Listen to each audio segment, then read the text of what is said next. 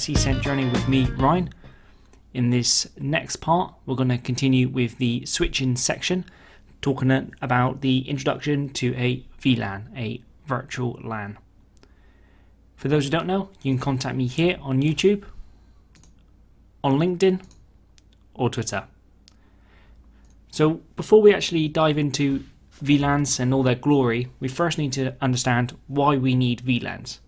Up to this point throughout the course, we've discussed the OSI model, subnetting, we've talked about switching and the ARP process, broadcast domains. At this point, we need to bring together everything we've learned thus far to really help us understand VLANs. First, we'll have a discussion around why we need VLANs and what problems do they solve, and then we're going to have a look at actually implementing VLANs. Starting with why do we need VLANs, let's go through the list I have put together. Each department connects to their own switch, and if they have their own switch, it means they require more hardware. So at the moment, let's say we have two departments here. We have sales and we have the IT department. Let's say that sales live on 192.168.0.0/24 and the IT department lives on 192.168.1.0/24. These are completely different subnets. If something, let's say for example PCA wants to communicate with another PC in the IT department, let's say PCF, it will need to actually do the binary AND calculation against its IP address. Notice that 192.168.1 is in a different subnet, and in turn communicate with the default gateway, which in this case, let's say it's this router. So communication will have to go up to the router and back down. Now the beauty of this is because the router is involved, we can implement things like ACLs, so access control list, to control who can speak to who, and we have more control over our routing. What it also means is we have individual broadcast domains. So if, let's say, PCB sends out a ARP, remember the address resolution protocol, to the switch, and the switch broadcasts that out of all of its interfaces, none of that traffic interferes with the IT department, because remember, routers stop broadcast traffic. So we have individual departments connecting to individual switches, but the downside to that is they obviously need their own individual hardware in order to achieve this. So other challenges is the physical location and planning. For example, let's say we have our sales department again, and this time we have a marketing department. In the marketing department we have Joe, and in the sales department we have Kelly. Both of these departments are in completely different subnets. Let's say the sales are in 172.16.10.0/24 and the marketing is in 172.16.11.0/24. Off the back of the marketing, we have the marketing server, and that sits inside the same subnet. So all of the guys and girls that are connected into the marketing department can have direct communication to and from it. Obviously, if sales wanted to speak to marketing, because they're in different subnets, they would need to traverse through a router. But what we would have is some sort of ACL or filtering on the router to ensure that no one else can communicate with devices inside the marketing department unless they're authorized to do so. So this would prevent sales from looking at the marketing files, for example. And that may not be an issue here, but let's say this was the HR department. All of a sudden, we don't want other departments to be able to actually access those files that are actually located inside a different network. But going back to the original design with marketing, let's say that marketing had a project to work with sales, and Joe decided to move over to the sales department in order to work better alongside Kelly. Well, because now they've actually physically moved, assuming that these switches are not close together and Joe can't have a connection directly back to that switch, Joe has to connect into the sales broadcast domain and in turn the sales subnet. Joe will get an IP address from a different subnet than what she originally would get it from, and because of that there may be limitations with accessing the existing server because of these ACLs that are put up inside the core to increase the security.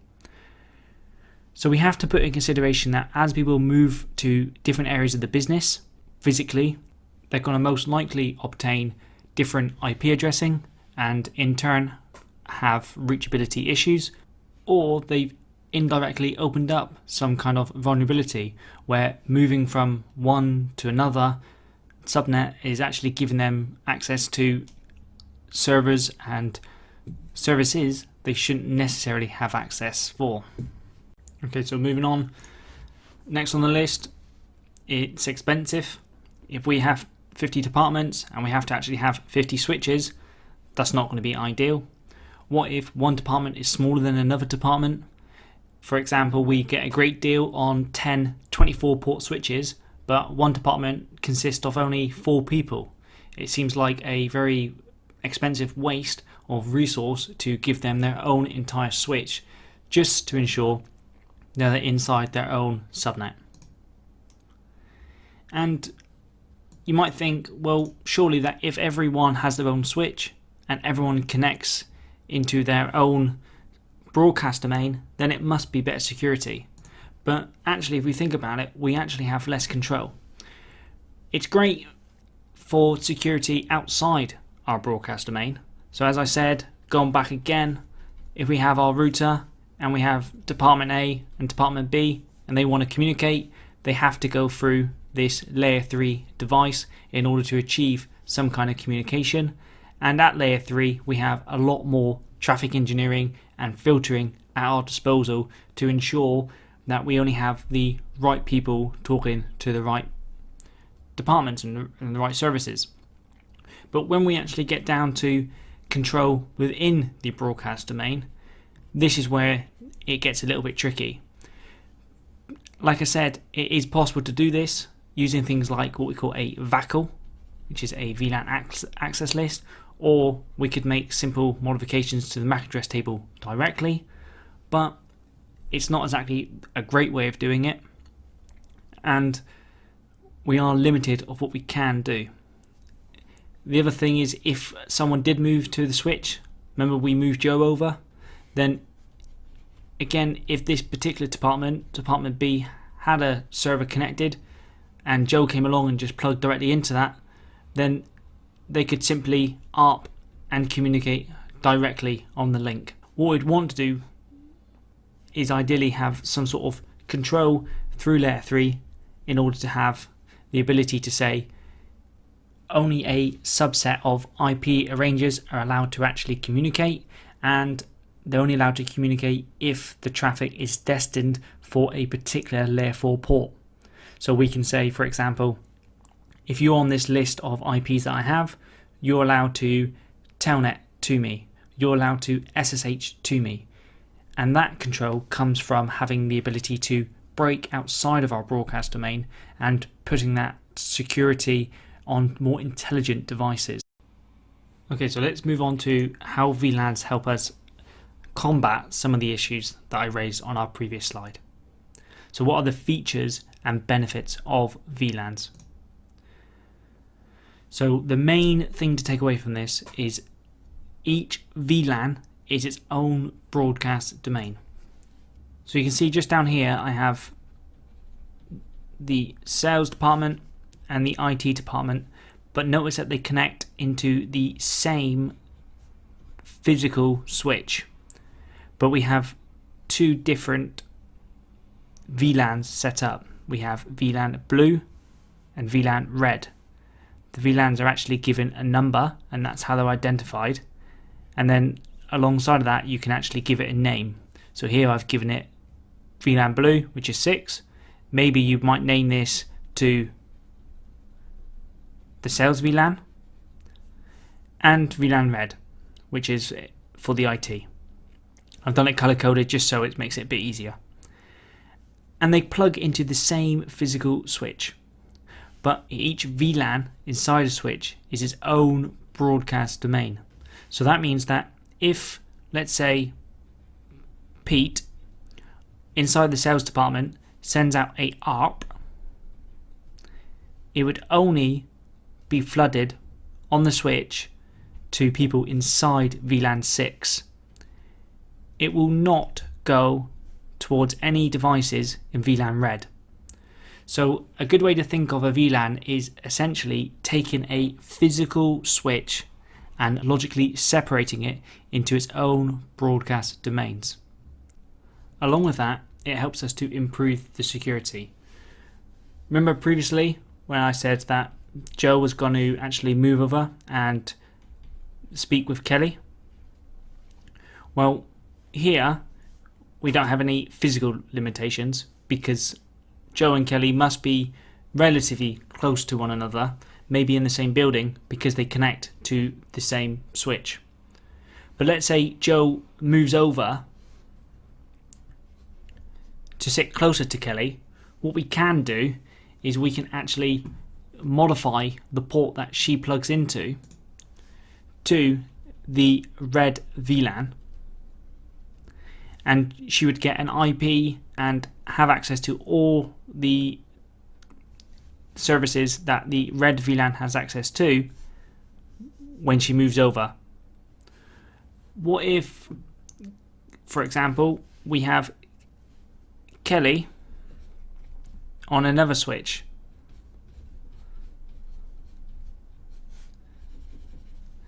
and we'd have the two switches connected together, and we move Joe over to this switch, then what we can do, depending on the design, is we can also carry over the VLAN. So this link here would actually carry both VLAN blue and VLAN red, and this link is actually called a trunk.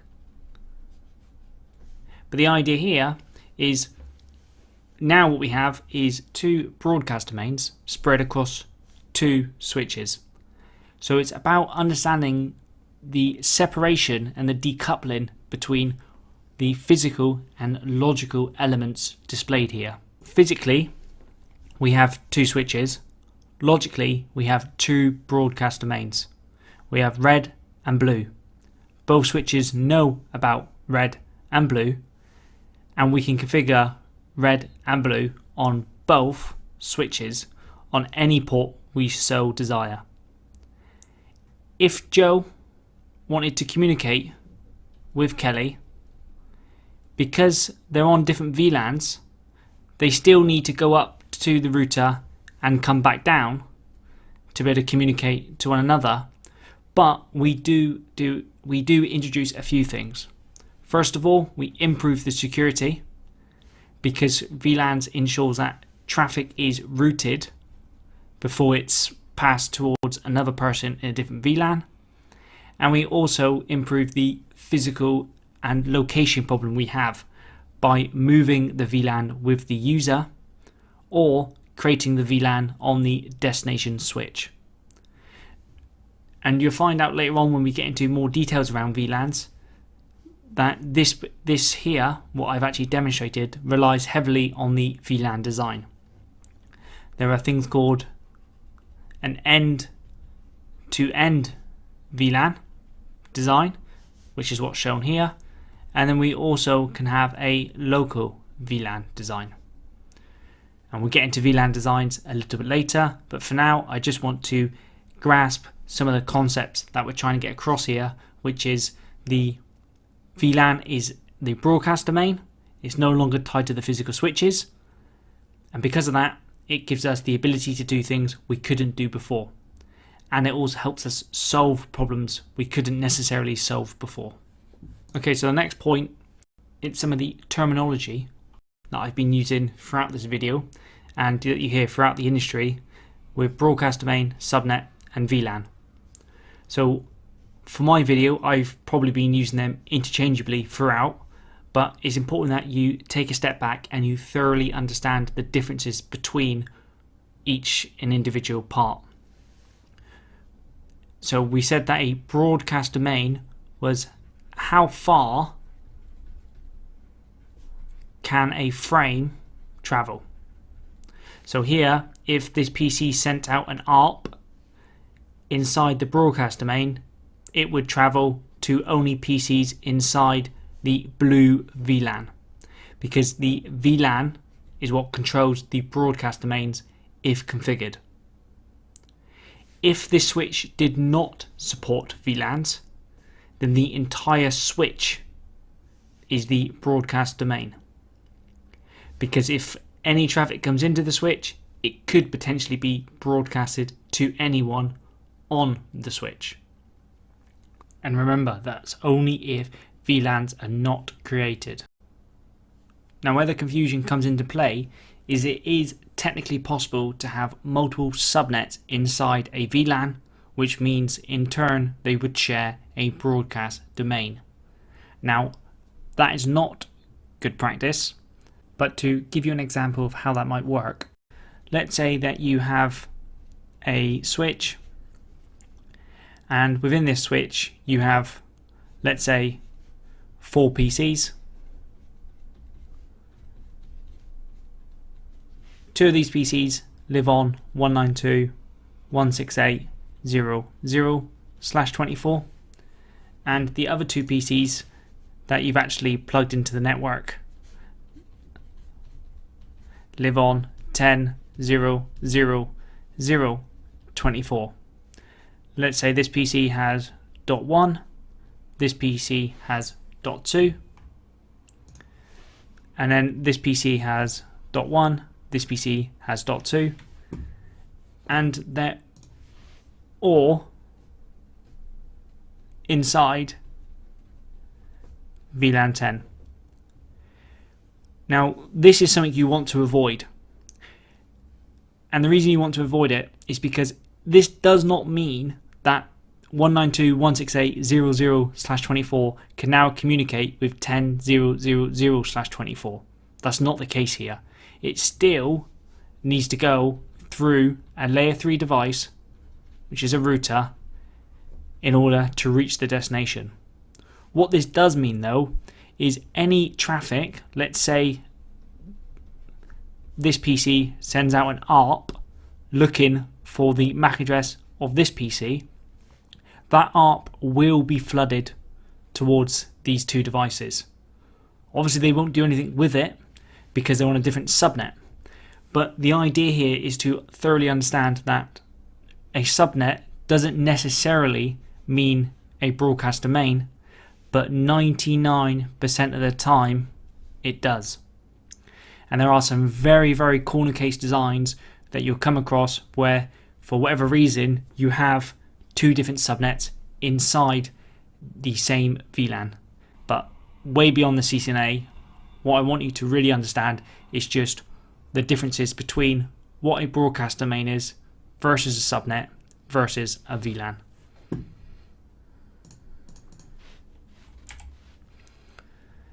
Depending on design, you could span VLANs across the campus.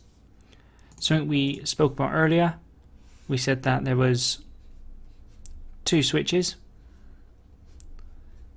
and they were connected together, and this connection between the 2 switches had a special name called a trunk, something we'll get into later.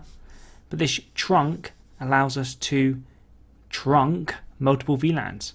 So across this link we would actually have VLAN 5 and VLAN 6 along with any other VLANs that this switch actually has configured. And what it does is it allows us to put devices on this switch inside the VLAN. So if we had a PC in VLAN 5, which is the red VLAN, when a ARP message from this PC goes out onto the wire, it will actually be sent across this trunk to the switch and down to any PCs that are also inside this VLAN 5. And this depends on the design of the VLANs that we have set up. But this helps us get around that limitation that we had around the physical location of individual employees across the network. Lastly, something called QoS.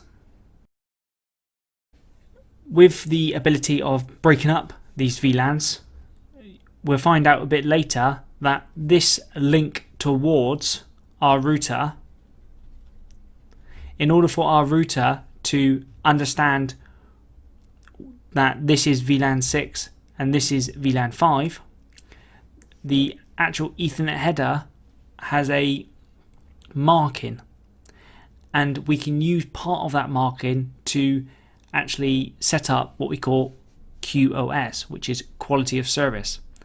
And the idea here is, let's say we had another VLAN, let's say VLAN 10, and inside VLAN 10 we had things like our voice. What we can do is we can ensure that as traffic for VLAN 10 reaches the router sees the tag to identify it as VLAN 10, and in turn is able to apply some sort of quality of service. And quality of service allows us to ensure that our important traffic is routed first across the network, and in turn reaches our destination with minimal disruptions. Okay, so that's all we've got time for in this lesson. Just going to go over what we've talked about. We had a look at the VLAN overview. We looked at some of the problems that we had with not having VLANs, around the expense of having multiple switches and not able to logically break them up for different departments.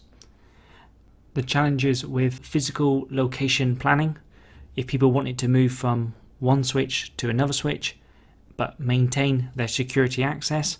We looked into the lack of security features at layer 2 and how we can actually resolve this by implementing VLANs, as it's much better practice to have security between layer 3 devices, and as such we wanted to ideally have people inside their own subnets. We then dived into how VLANs solve those problems. We said the VLANs allows us to break up the physical switch into multiple broadcast domains. So one broadcast domain equals one VLAN, and then inside that VLAN you could have multiple subnets, but 99% of the time you would simply have one subnet. We said it improves the security because now, even though they're connected to the same physical switch, you could assign them different VLANs and different subnets, and you could actually have VLANs span across multiple switches to help moving and changing between switches much easier. It allowed us to have some sort of quality of service, where as the packets are now actually using VLAN tagging, we have an extra bit inside the tag to use to highlight the priority of particular traffic. And lastly, I just want to thank you for viewing, and I hope this video has been informative. If it has been, please do like and subscribe.